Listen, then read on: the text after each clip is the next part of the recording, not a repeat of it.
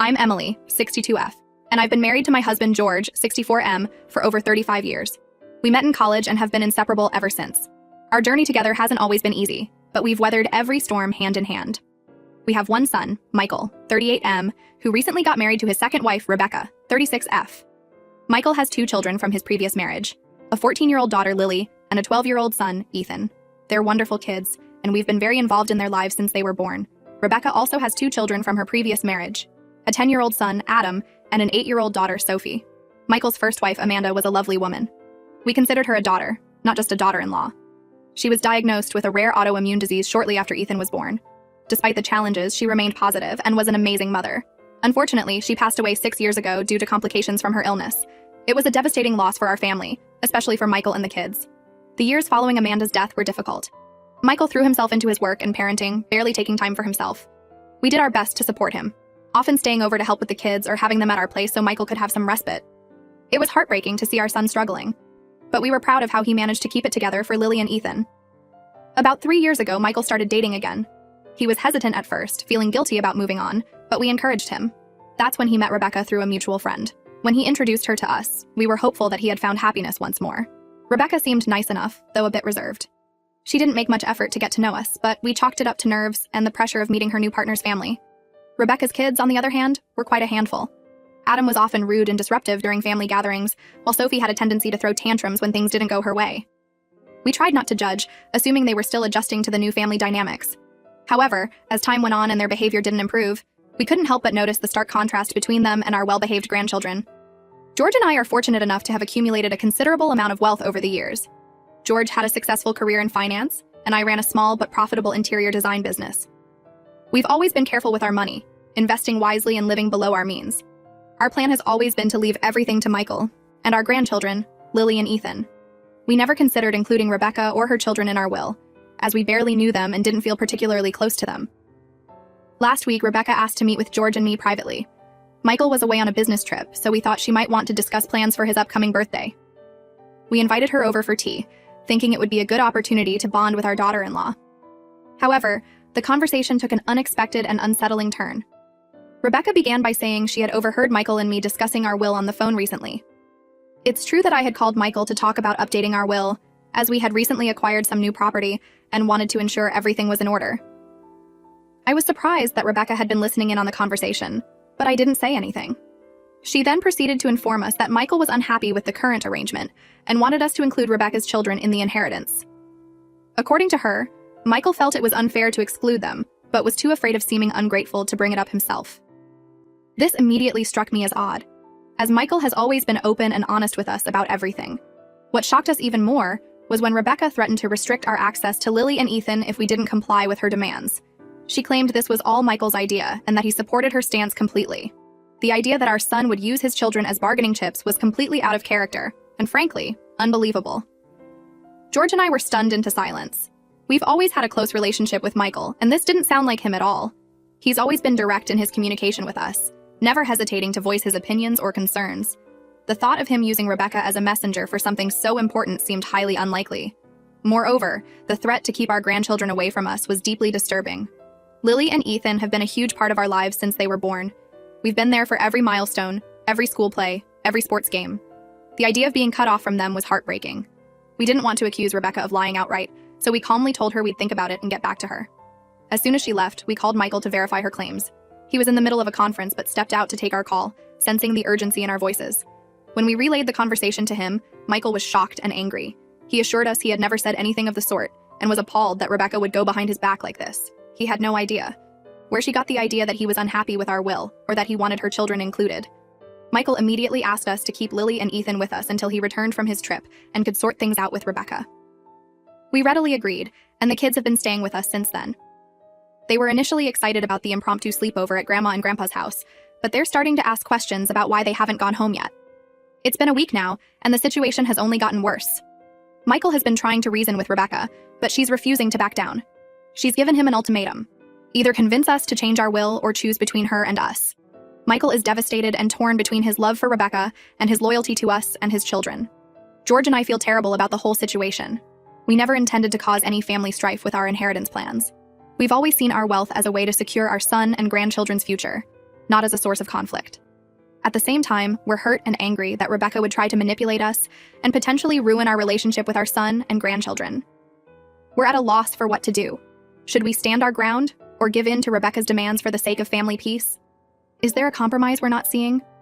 The thought of losing our relationship with Michael and our grandchildren is heartbreaking, but the idea of being blackmailed into changing our will doesn't sit right with us either.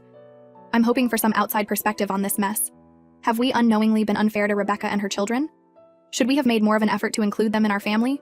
Or are we right to feel betrayed and manipulated? Any advice on how to navigate this difficult situation would be greatly appreciated. Update 1. It's been 2 weeks since my last post, and I want to thank everyone for their supportive comments and advice. It's been a comfort to know that many of you agree that we're not in the wrong here. Unfortunately, things have only gotten worse, and I felt the need to update you all on the situation. Michael has been staying with us along with Lily and Ethan.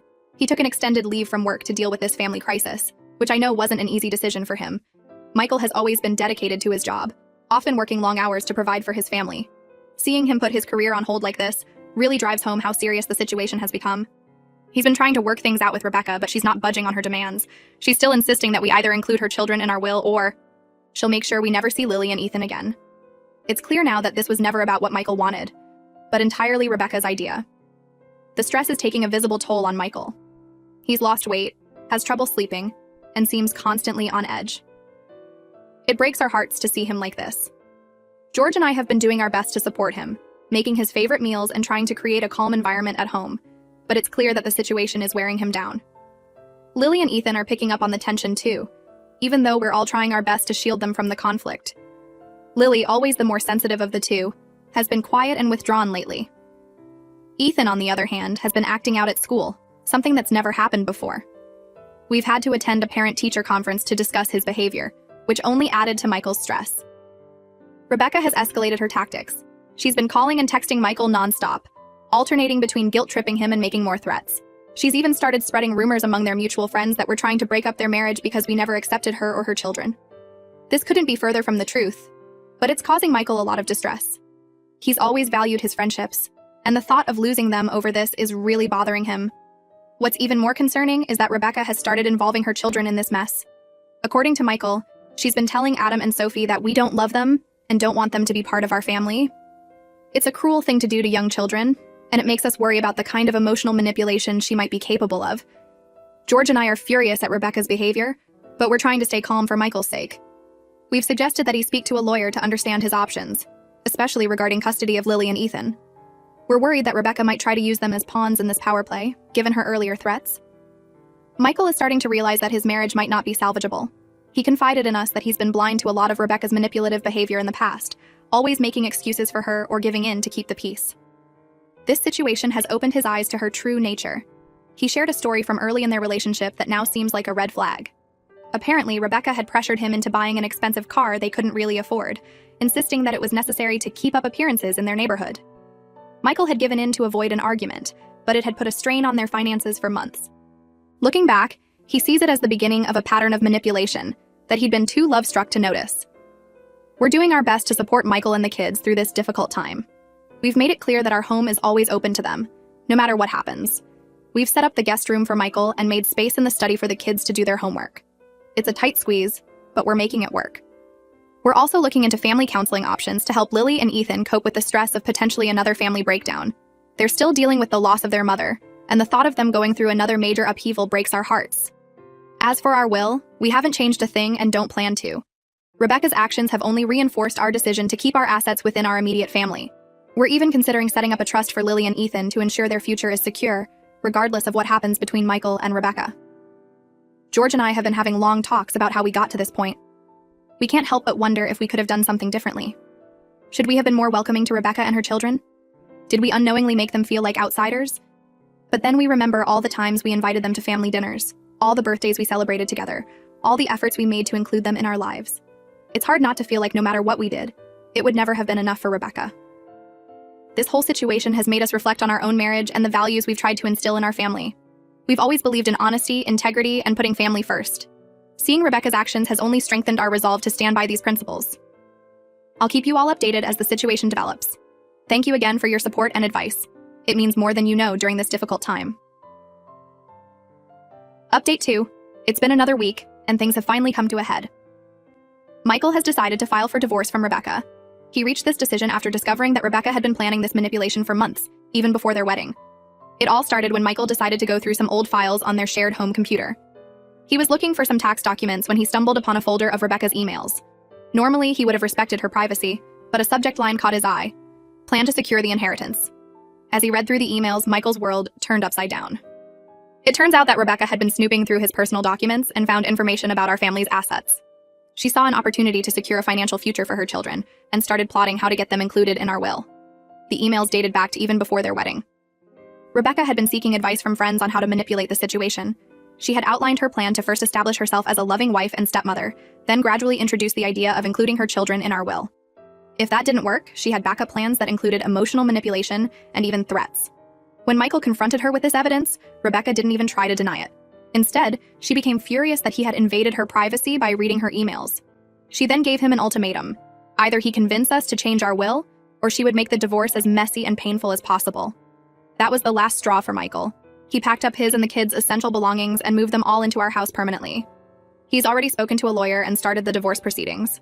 We're all still in shock over how quickly everything has unraveled. Lily and Ethan are understandably upset and confused. This is the second time they're going through a major family upheaval, and it's taking its toll. Lily has become even more withdrawn, often spending hours alone in her room. Ethan, on the other hand, has been having nightmares and has started to show signs of separation anxiety, not wanting Michael to leave his sight. We're doing our best to provide a stable and loving environment for them, but we know it will take time for them to adjust to yet another major change in their lives. We've set up a routine to give them some sense of normalcy: family dinners every night, helping them with homework, and weekend outings to the park or movies. As for Rebecca, she's been alternating between sending angry messages and pleading for Michael to come back. She's threatened to fight for custody of Lily and Ethan, even though she has no legal right to them. Michael's lawyer assured us that her threats are baseless, but it's still causing a lot of stress. George and I are fully supporting Michael through this process. We're helping with the kids, providing emotional support, and covering his legal fees.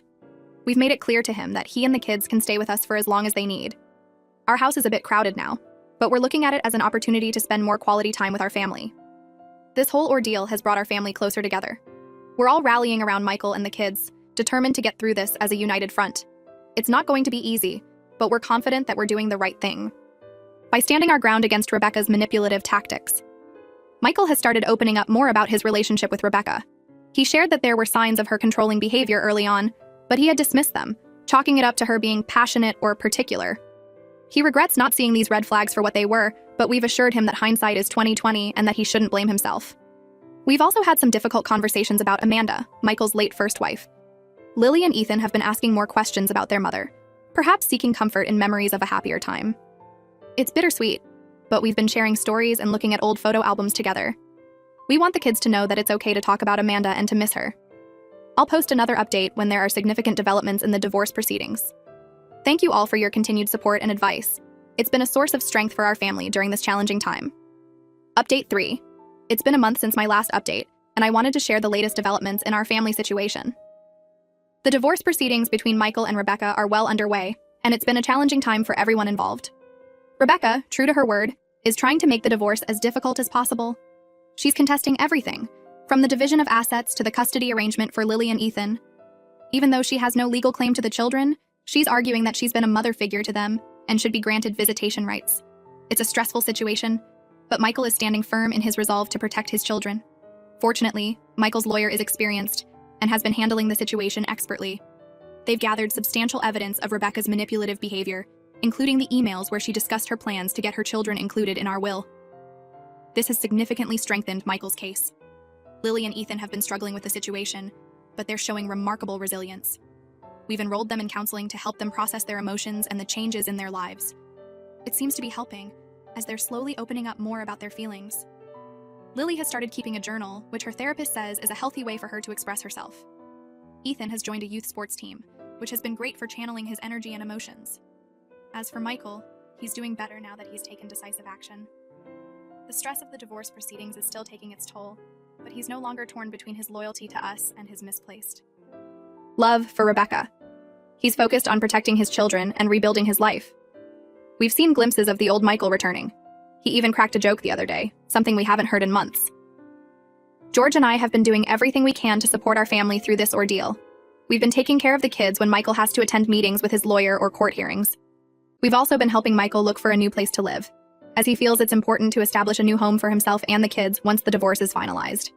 One positive outcome of this situation is that it's brought our family closer together. We're spending more quality time with Michael and our grandchildren, creating new traditions and happy memories amidst the chaos. We've started having weekly game nights, which have become a favorite for all of us. It's heartwarming to see Lily and Ethan laughing and just being kids again during these times. We've also taken steps to protect our assets and ensure Lily and Ethan's future security. Our lawyer has helped us set up a trust for the children that will be protected even if Rebecca somehow manages to contest our will in the future. It gives us peace of mind knowing that regardless of what happens, our grandchildren's futures are secure. Rebecca's children, Adam and Sophie, have been caught in the middle of this mess. We feel for them, as they're innocent in all of this. Michael has expressed concern about their well-being, knowing firsthand how difficult it is for children to go through a divorce. He's considering reaching out to Rebecca's ex-husband to ensure the children are being properly cared for during this tumultuous time. As difficult as this experience has been, we're cautiously optimistic about the future.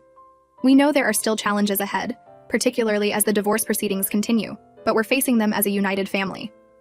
Michael has started talking about future plans again, considering a career change he's always dreamed of, and even mentioning the possibility of dating again someday, though that's still far off. Lily and Ethan are slowly adjusting to their new normal. They've been spending more time with their friends, which has been good for them. Lily's even talking about joining the school drama club next year, something she was always too shy to do before. Ethan's grades, which had slipped during the initial chaos, are starting to improve again.